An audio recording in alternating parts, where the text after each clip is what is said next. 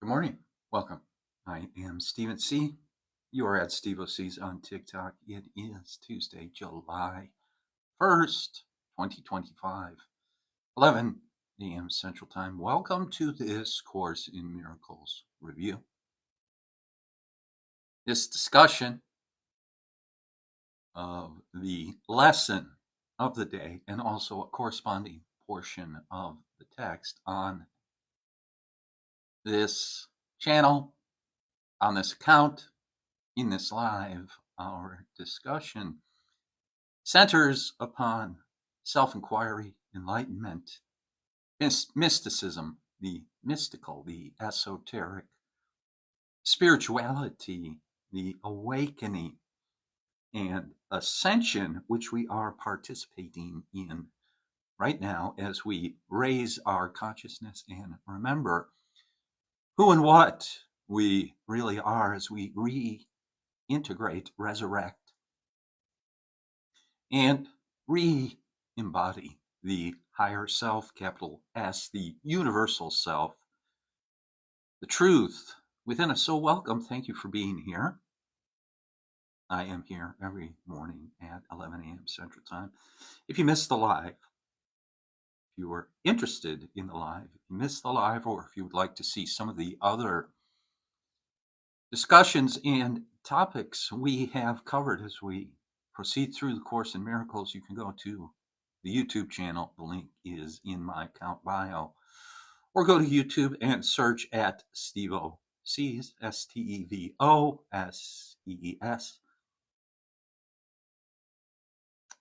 There are 181 previous lessons. Everybody knows the rules, one lesson per day.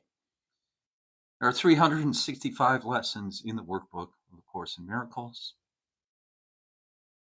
Today is day 182, July 1st, the 182nd day of the year. So again, welcome. Thank you. Please like the live, share the live. Feel free to comment and follow this account.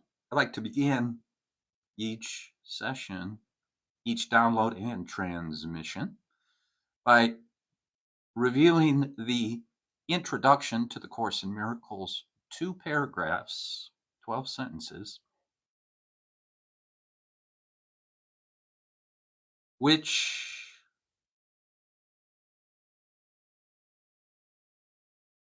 proceed thus. This is a Course in Miracles. It is a required course. Only the time you take it is voluntary. Free will does not mean that you can establish the curriculum. It means only that you can elect what you want to take at a given time. The course does not aim at teaching the meaning of love, for that is beyond what can be taught. It does aim, however, at removing the blocks to the awareness of love's presence, which is your natural inheritance. The opposite of love is fear, but what is all-encompassing can have no opposite. This course can therefore be summed up very simply in this way. Nothing real can be threatened. Nothing unreal exists. Herein lies the peace of God. Absolutely fantastic. I would recommend that you review that introduction yourself. Take a look at it yourself. Go sentence by sentence. And really think about what is being said there. A required course. You cannot decide on the curriculum. However, this course is a course in liberation, a course in freedom, a course in the truth, a course in happiness. So you may wish to elect to take the course right now, in this moment.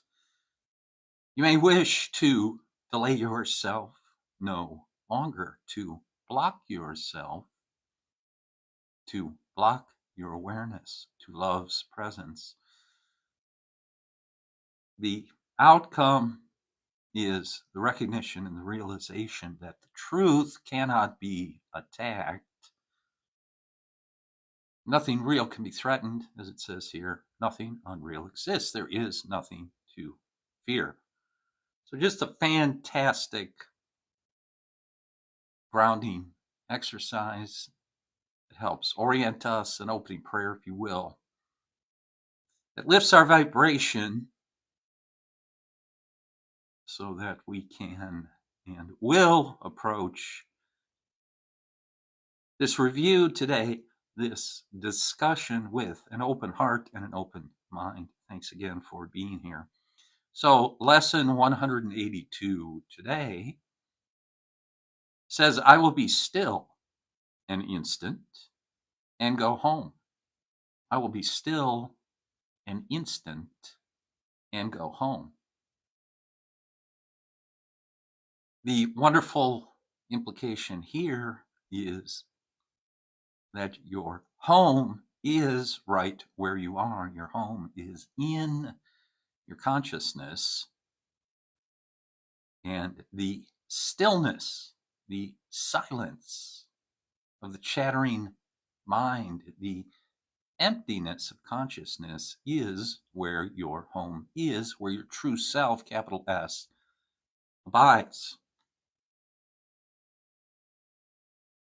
So this lesson continues by saying the world you seem to live in is not home to you. And somewhere in your mind, you know that this is true. A memory of home keeps haunting you, as if there were a place that called you to return, although you did not recognize the voice nor what it is the voice reminds you of. Yet you still feel an alien here from somewhere, all unknown. This reminded me, when I first read it this morning, of the metaphor of the orphan being an orphan, no mother and father, no home. The feelings sometimes even, or the idea may have passed through our consciousness when we were younger, that we were adopted. So the metaphysical or metaphorical symbol of the orphan and the widow, also the metaphysical or symbolic idea of being an alien to this planet. What we want to do is transfer those metaphors within, recognize their origin is within us, recognize their origin is in consciousness. And so we do not feel at home within ourselves. Often people will say, I do not feel at home in my body. I do not feel like I ever belonged. It is a self-alienation. It is an alienation from the self, from the capital S self, the God self within us. It is a psychological position to feel homeless. Yet you still feel an alien here from somewhere unknown. Nothing so definite that you could say with certainty you are an exile here. Just a persistent feeling, sometimes not more than a tiny throb, at other times hardly remembered, actively dismissed, but surely to return to mind again. So, paints a fantastic picture here.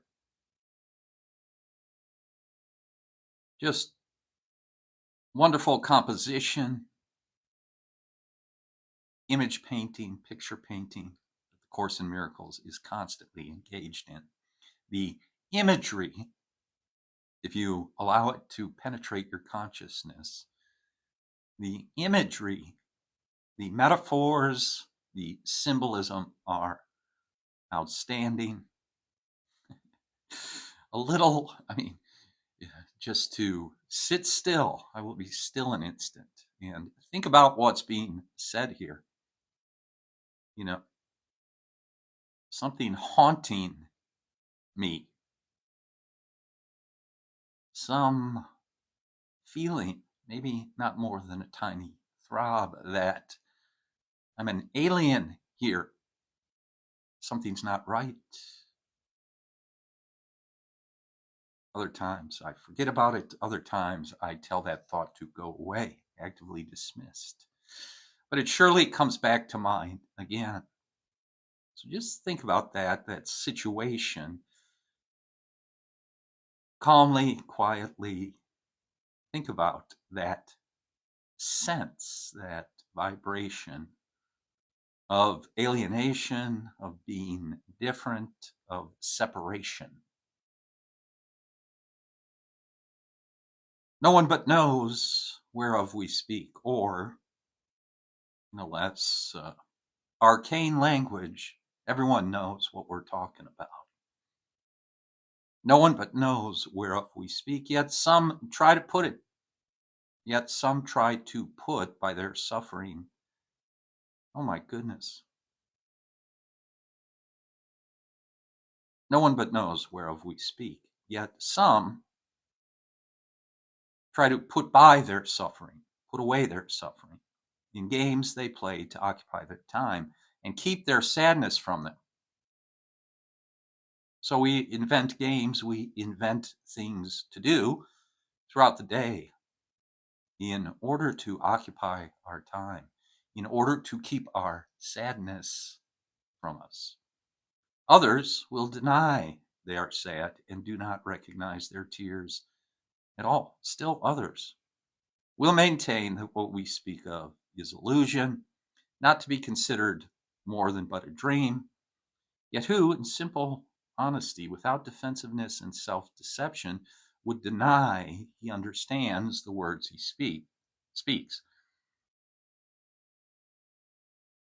The voice that is presenting this teaching, the voice that is painting this picture, is the voice of Jesus. And so we must also imagine that Jesus looks at our situation clearly, looks at our situation without judgment, and so is telling us the truth, is exposing us to truth, so that everything said there, including our defensiveness and self-deception, are all elements that we employ to defend against the very truth that Jesus here presents to us. We speak today for everyone who walks this world, for he is not at home. We speak for everyone on this planet, everyone who walks this world, for she is not at home. She goes uncertainly about in endless search, seeking in darkness what she cannot find, not recognizing what it is she seeks. 1,000 homes he makes, yet none contents his restless mind. He does not understand, he builds in vain. The home she seeks cannot be made by her. There is no substitute for heaven. All she ever made was hell. So this is our current condition, an impossible situation, a dream, an illusion, a simulation of separation from our source. Hell. Abandoned, rejected, self-abandoned, self-rejected, homeless. So it is a state of mind. It is a feeling, and I don't know if you have ever been without shelter, if you have ever had to spend time in a car, maybe. or in a tent or on the street. But think about those feelings. Think about the thoughts that would swirl in your mind if that were the case. Many people, you can go online, you can see them on TikTok. Many people are choosing to live in their cars, are choosing to embrace the nomadic lifestyle. A Rolling Stone, interesting, but it does take a certain consciousness. It does reinforce a certain consciousness. And of course, even if you are traveling as a nomad, you can feel at home because we're talking about an inner condition, a condition of consciousness, a state of being. Continuing paragraph 4, perhaps you think it is your childhood home that you would find again, the childhood of your body in its place of shelter, are a memory now so distorted that you merely hold a picture of a past that never happened. Yet there is a child in you, capital C, capitalized, there is a child in you who seeks his father's house and knows that he is alien here. This childhood is eternal, with an innocence that will endure forever. Where this child shall go is holy ground. It is his holiness that lights up heaven and that brings to earth the pure reflection of the light above, wherein are earth and heaven joined as one. So the holy child, the divine child, is within you. And we must begin to search for this divine child, this holy child, this pure innocence, this sinlessness that even now, no matter what has happened, no matter what has occurred, is still pure, is still innocent. It is this child in you your Father knows as his own son. It is this child who knows his Father. He desires to go home so deeply, so unceasingly.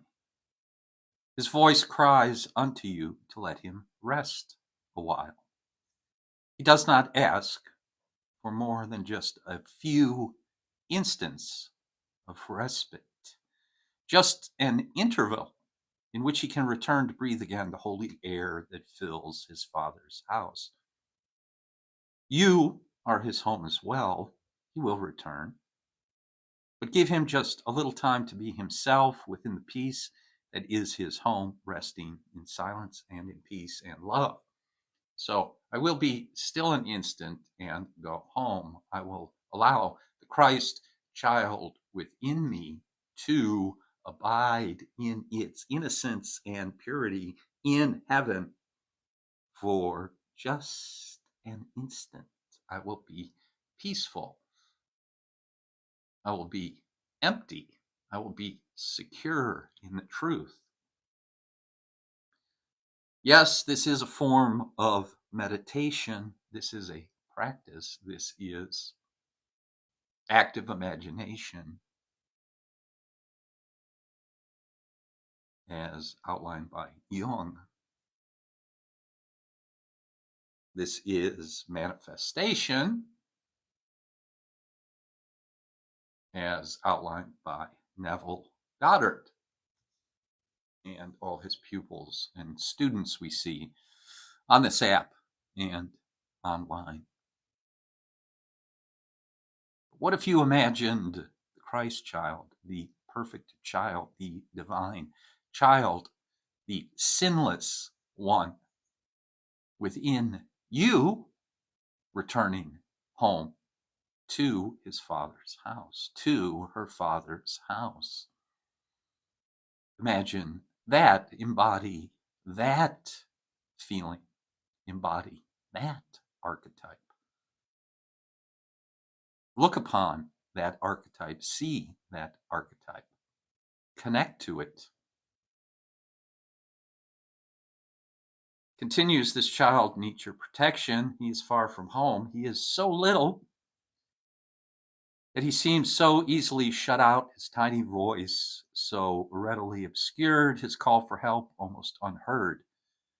Amid the grating sounds and harsh and rasping noises of the world, right? The distractions of the world, the attraction of guilt, the attraction of war, the attraction of the news, the attraction and distraction of politics, right, left, Republican, Democrat,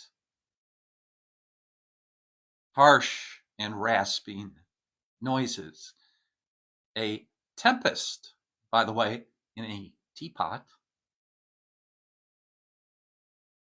A great sound and fury signifying nothing, if you know what I mean. Yet does he know that in you still abides his sure protection. You will fail him not. He will go home, and you along with him. This child is your defenselessness, your strength. He trusts in you. He came because he knew you would not fail. He whispers of his home unceasingly to you, for he would bring you back with him, that he himself might stay and not return again where he does not belong. Hey, come over to my house. Move in. Stay a while. Have a sleepover. See how you like it. For he would bring you back with him, that he himself might stay and not return again where he does not belong, and where he lives an outcast in a world of alien thoughts. His patience has no limits. He will wait until you hear his gentle voice within you, calling you to let him go in peace along with you to where he is at home, and you with him. I will be still an instant and go home. When you are still an instant, when the world recedes from you, when valueless ideas cease to have value in your restless mind, then will you hear his voice. So poignantly, he calls to you that you will not resist him longer. In that instant, he will take you to his home, and you will stay with him at perfect stillness, silent and at peace, beyond all words, untouched by fear and doubt, sublimely certain that you are at home. Rest with him frequently today, for he was willing to become a little child, that you might learn of him how strong is he who comes without defenses, offering only love's message to those who think he is their enemy. He holds the might of heaven in his hand and calls them friend, and gives his strength to them, that they may see he would be friend to them. He asks not that they protect him, for his home is far away, and he will not return to it alone. So again, just beautiful, incredible imagery. Make sure you check out lesson 182.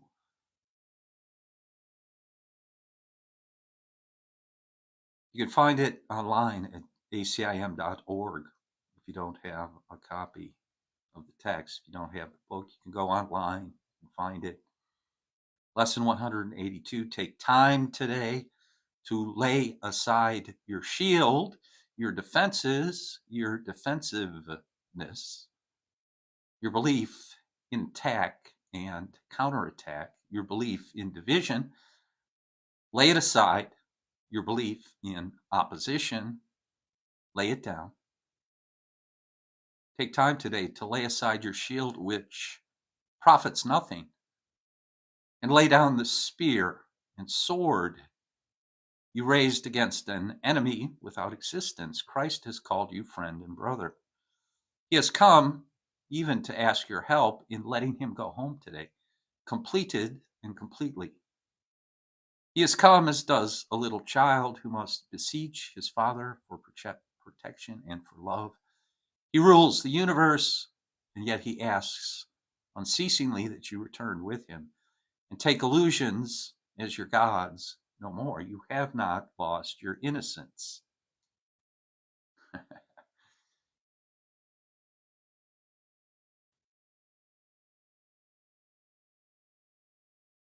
So we want to dialogue with Christ child within us. We want to ask him what he thinks of us.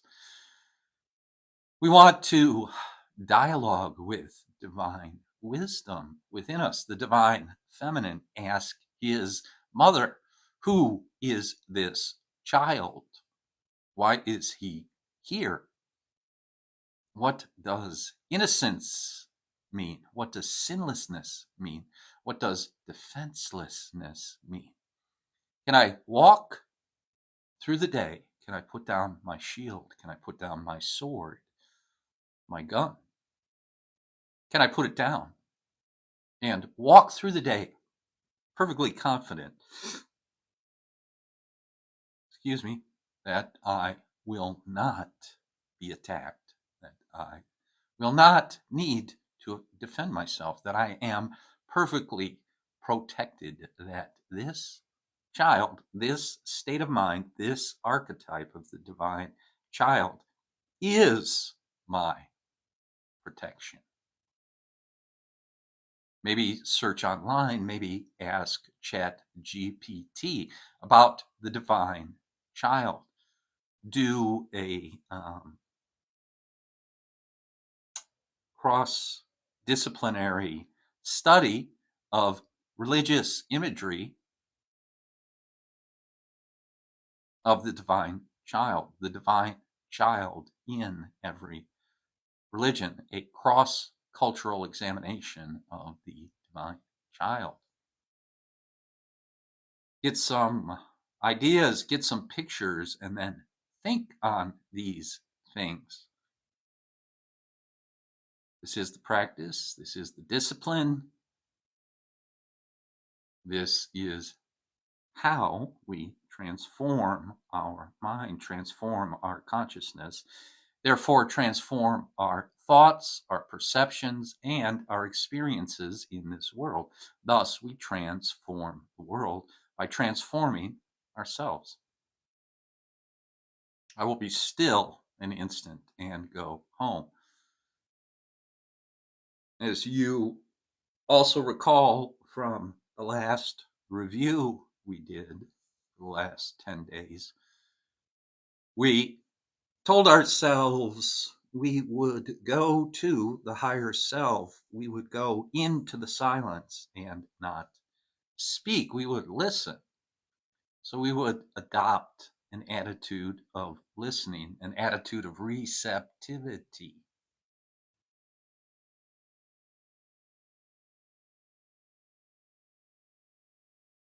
The right brain, the right hemisphere of the brain, right thinking,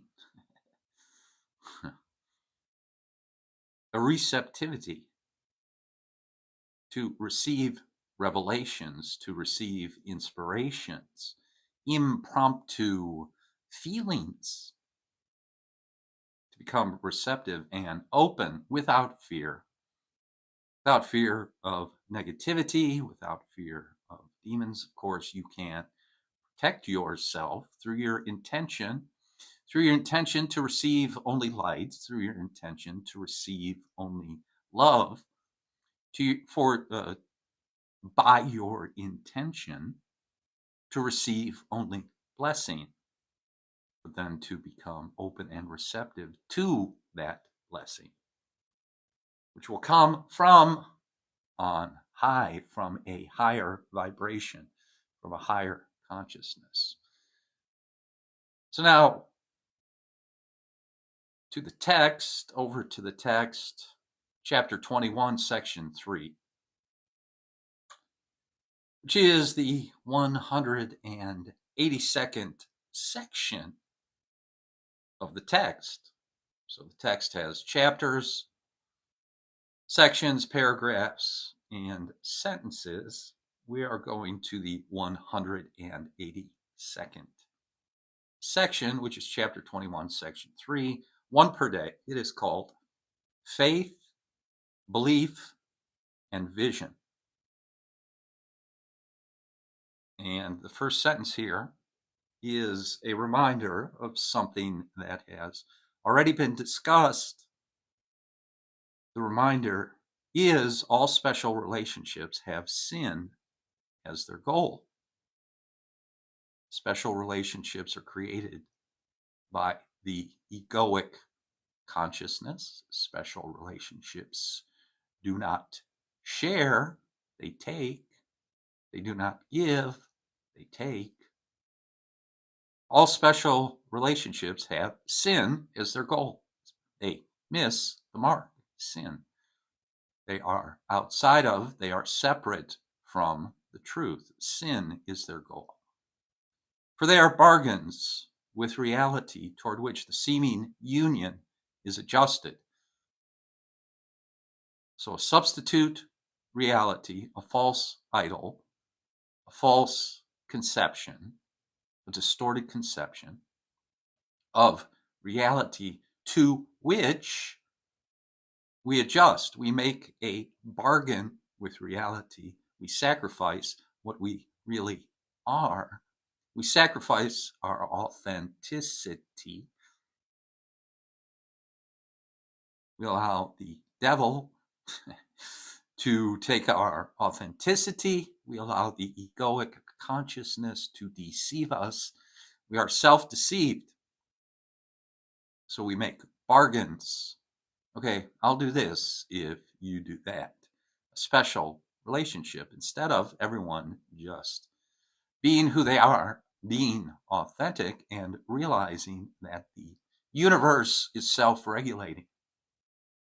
The universe is self-sustaining. The universe is self-starting. The universe is self-developing. The universe is intelligent. The universe is consciousness. The universe is spirit. Forget not this. Do not forget to bargain is to set a limit. And any brother with whom you have a limited relationship, you hate, you dislike, they irritate you, they bother you. Go away, son, you bother me. Get off my lawn. You may attempt to keep the bargain in the name of quote unquote fairness, sometimes demanding payment of yourself, perhaps more often of the other. Thus, in the quote unquote fairness, you attempt to ease the guilt that comes from the accepted purpose of the relationship, the sin. And that is why the Holy Spirit must change its purpose to make it useful to her and harmless to you. If you accept this change, you have accepted the idea of making room for truth. The source of sin is gone. You may imagine that you still experience its effects, but it is not your purpose, and you no longer want it.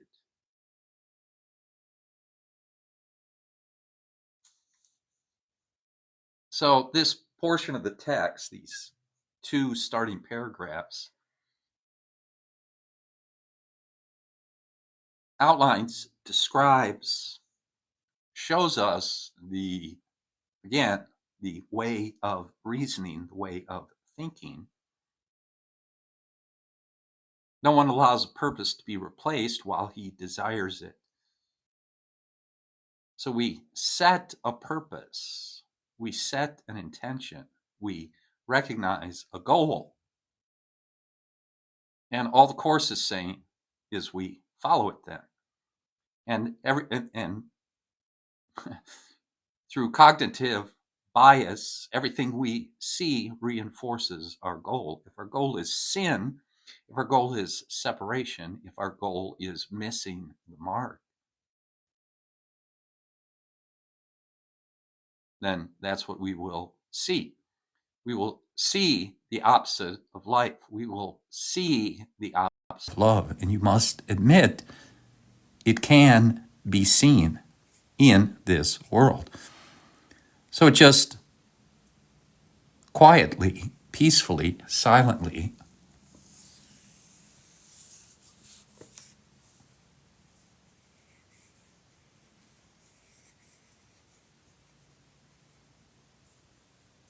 outlines this, presents these ideas, and then asks us to consider them.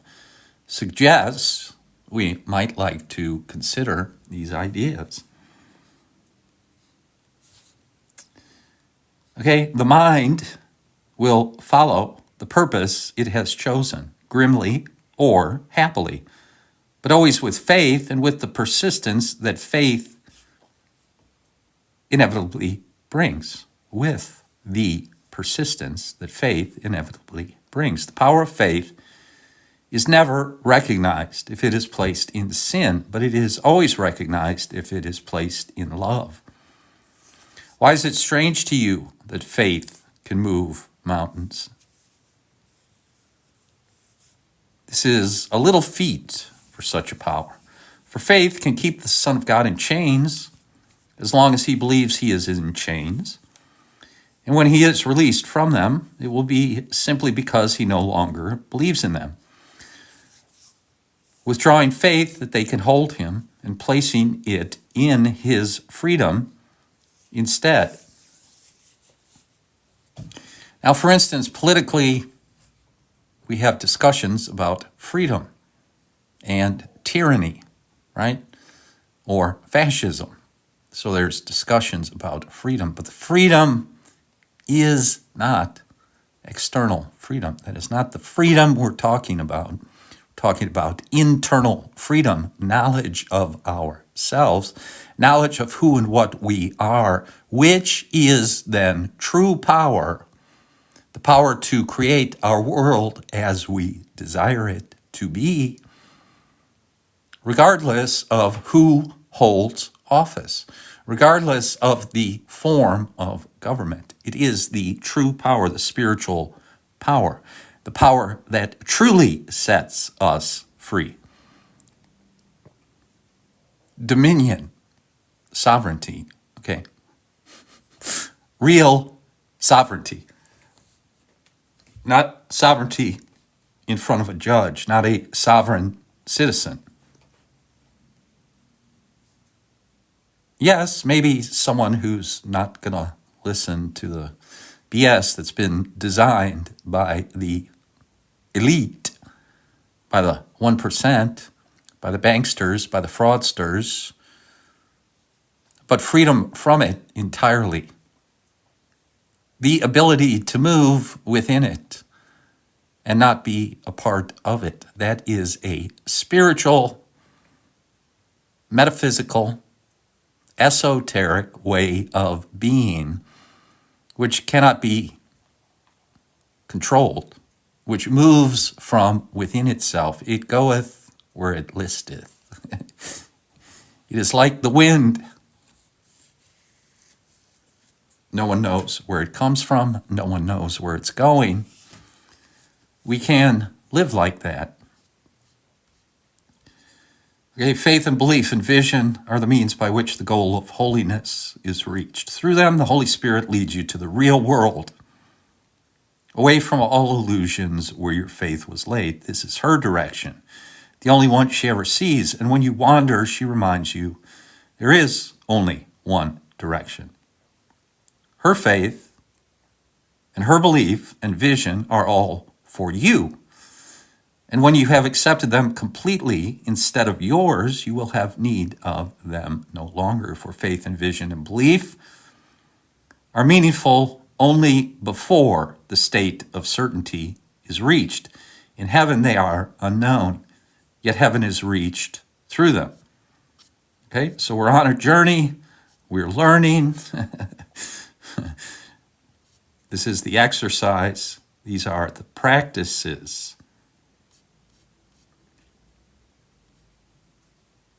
Then it goes on to talk about sacrifice. Again, reminding us There is no sacrifice. To give up the meaningless, to give up an illusion, to wake up from a dream, to wake up from a hallucination is to lose nothing, is to sacrifice nothing. So when Christ consciousness, when Jesus says, sell everything you have, okay, we can interpret that to mean give up all your limiting thoughts. Give up your limiting beliefs. Sell everything you have. Give them up. We could also say lay down your life. Or he who loses his life shall save it. He who keeps his life shall lose it. To keep the limited life, the restricted life, the life of chains in consciousness, chains in thinking, limited thinking, is to lose the one life, the supreme life, the supreme self, the true self. So to keep the little life is to lose the greater life. To lay down that life, to sell it, to sell all you have, to give up all our old beliefs is to step into the true life, the higher life, the expanded life, the fifth dimensional life, the highest timeline, the highest version of yourself.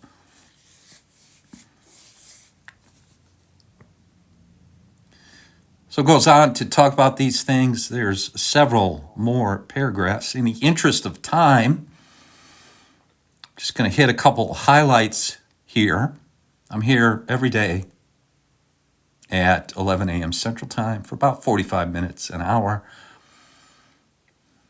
Okay, if you miss the live broadcast, if you miss the live transmission, you could go over to YouTube at Steve O'C's.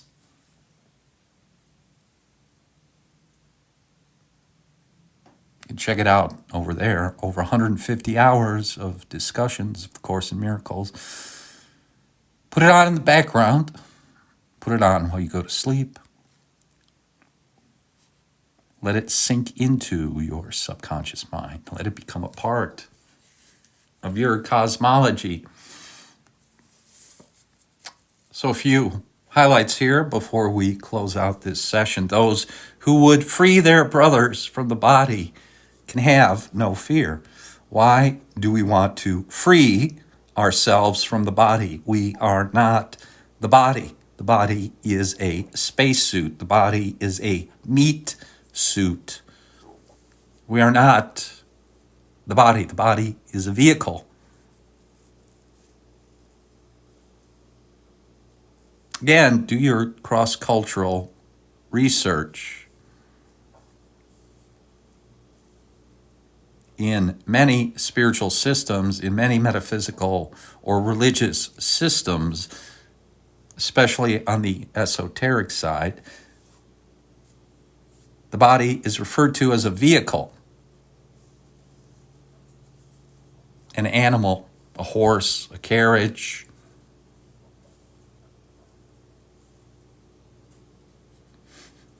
.36 DeSoto, whatever. Those who would free their brothers from the body can have no fear. The body is where we place the fear. The fear of the big D, the fear of attack. They have renounced the means for sin by choosing to let all limitations be removed. The body is the symbol of limitations. The body is the symbol of restrictions. As they desire to look upon their brothers in holiness, the power of their belief and faith sees far beyond the body, supporting vision, not obstructing it. But first, they recognize how much their faith had limited their understanding of the world. desiring to place its power elsewhere should another point of view be given them. The miracles that follow this decision to look beyond the body, to have faith in the Spirit, to have faith in the truth, to shift our focus to within, to our consciousness, the miracles that follow this decision are also born of faith. For all who choose to look away from sin are given vision and are led to holiness.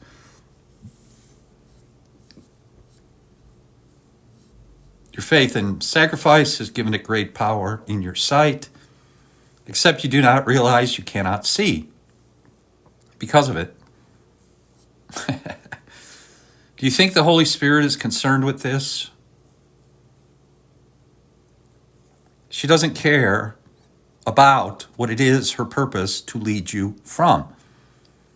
You think she would deprive you for your good, but good and deprivation are opposites and cannot meaningfully join in any way.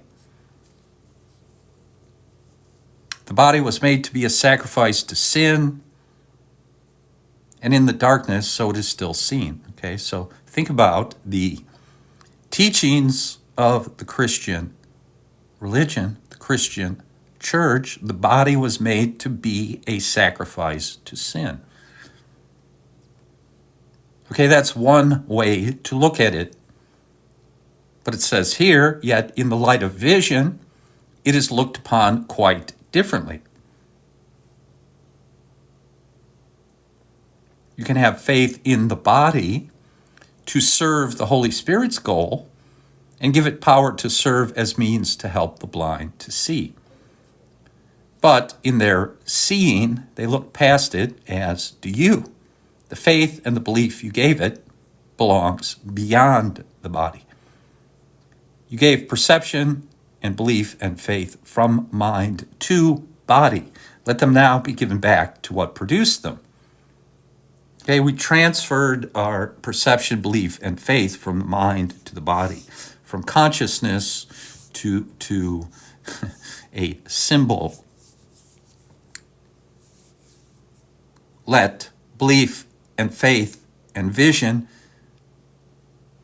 be now given back to what produced them. Return them to the mind. Believe in the mind, see from the mind, see within the mind. Again, active imagination.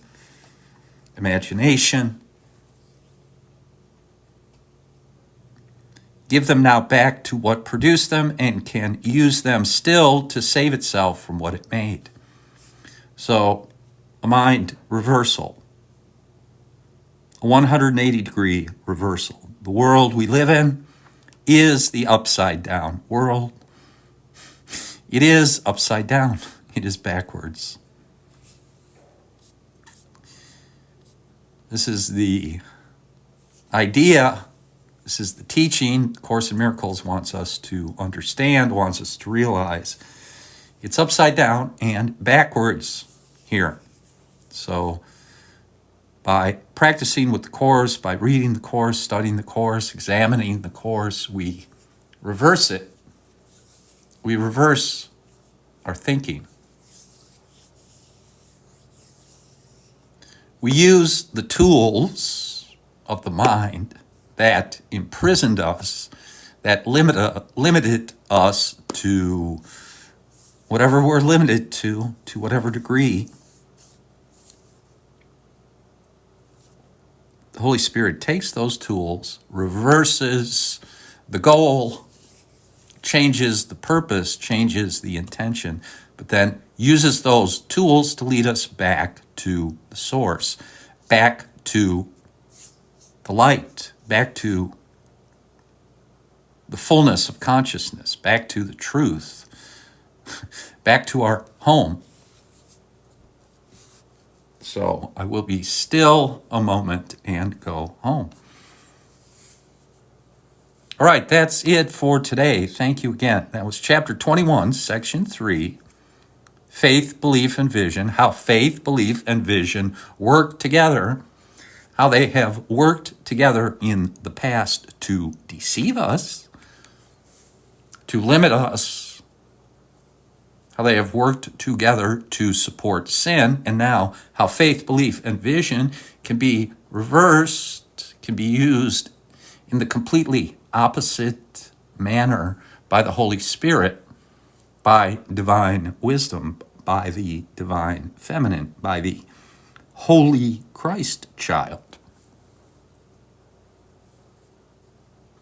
And then also today, we reviewed lesson 182. So thank you for being here. Thanks for hanging out. Thank you for your likes, the follows, any comments. Thank you again. I'm here every day, 11 a.m. Central Time. We talk about the Course in Miracles and other spiritual subjects, metaphysics, mysticism, esoteric Christianity. You can also go to the YouTube channel if you want to go a little more in depth. So thanks for being here. I will be here tomorrow. I'll talk to you tomorrow. Have a great day. Peace and blessings.